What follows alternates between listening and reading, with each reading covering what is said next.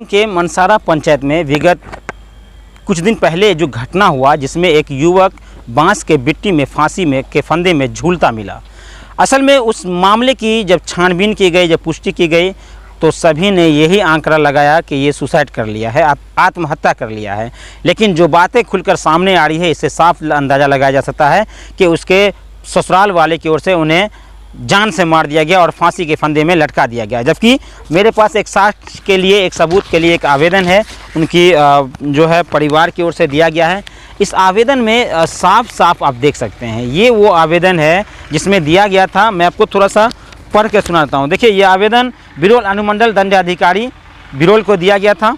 ये आवेदन 17/8/2020 को ये आवेदन दिया गया था, जिसमें आरोप लगाया था बैजू मुखिया पिता विकन मुखिया, साकिन पोखराम, उत्तरी थाना बिरोल, जिला दरभंगा। यानी चंद्ररेखा देवी पति बैजू मुखिया, साकिन पोखराम, थाना बिरोल। राम वल्लभ मुखिया पिता भोली देवी पति राम वल्लभ मुखिया। इस तरह करके सभी लोगों का चिन्हित नाम दिया गया था, और नाम इसलिए दिया गया था, इन्होंने अपनी सुरक्षा की मांग की थी। देखिए, आगे दिया गया है कि अपने सुरक्षा के लिए इसमें दिया गया है कि व्यवस्था में पूर्ण आस्था है, जबकि विपक्षी दबंग और बलशाली है। बलपूर्वक आवेदन का इस तरह दिया है कि बलपूर्वक प्रयोग करके मुझे कभी भी हत्या कर सकता है।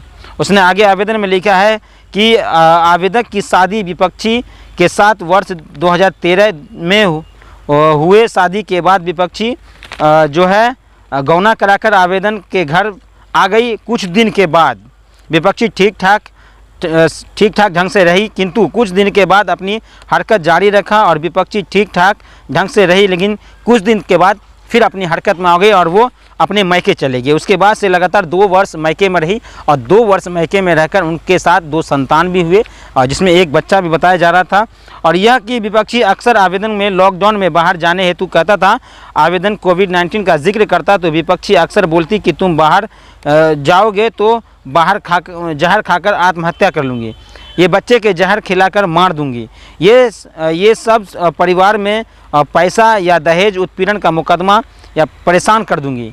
ये विपक्षी की हरकत से आवेदन दबाव में जीता है, और यह कि विपक्षी अन्य विपक्षी से मिलकर वो एक रात के पीने खाने या जहर यहाँ दिया है कि एक रात में जहर खाने में जहर मिला कर दिया था।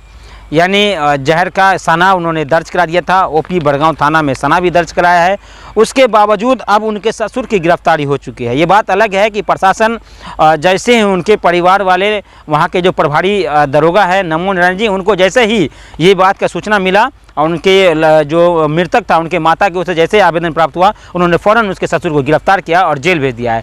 लेकिन एक सवाल ये है कि आखिरकार जब प्रशासन से वो सुरक्षा की मांग कर रहा था, तो आखिरकार प्रशासन उसके घरेलू मैटर को समझौता क्यों नहीं किया।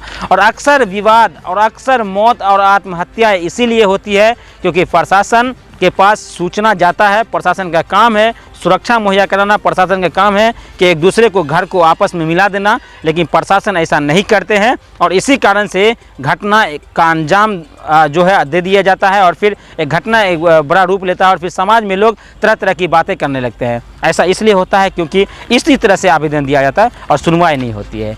मैं इसीलिए ये आवेदन दिखा रहा हूँ और ये बातें बता रहा हूँ, क्योंकि बड़गांव वो बिरोल पोखराम का वो निवासी था, और मनसारा पंचायत में उनका फुरसाही गांव में शादी था, और शादी के 2 साल के बाद वो अपने ससुराल पहली बार गया था। लेकिन अचानक जो है 2 साल से इनकी पत्नी यहाँ रहती थी, और अचानक सुबह में एक शव मिलता है जो फांसी के फंदे में लटकता हुआ मिलता है, और उनकी घटनास्थल पर मौत होती है। और सब उनको पोस्टमार्टम कराने के बाद अब आगे की क्या कार्रवाई होती है, ये प्रशासन से उम्मीद है। अब पूरा भरोसा है, मुझे पूर्ण विश्वास है कि बड़गांव ओपी थाना प्रभारी, दरभंगा के एसएसपी साहब, या बिरोल अनुमंडल के पुलिस पदाधिकारी जो भी हैं, एसडीपीओ, इस मामला को संज्ञान में लेंगे और फौरी तौर पर कार्रवाई करेंगे। मुझे आशा और विश्वास के साथ पूरी उम्मीद भी है।